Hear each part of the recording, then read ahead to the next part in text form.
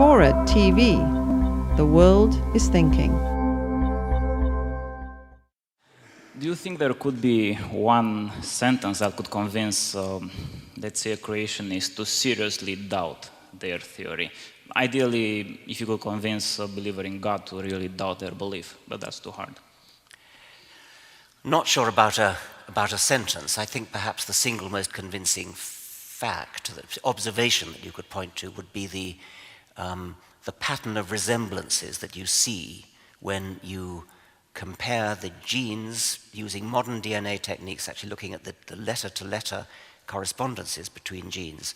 Compare the genes of any pair of animals you like, pair of animals, pair of plants, and then plot out the resemblances, and they fall in a perfect hierarchy, a perfect family tree. And the only alternative to it being a family tree is that the intelligent designer deliberately set out to deceive us in the most underhand and devious manner. Moreover, the same thing works with every gene you do separately, and even pseudogenes that don't do anything but are vestigial relics of genes that once did something. I find it extremely hard to imagine how any creationist who actually bothered to listen to that could possibly doubt the fact of evolution. But they don't listen. I mean, your question is a perfectly good question, but it's not really relevant, because what they do is simply stick their fingers in their ear and say la la la. They know what's true because it's in the holy book.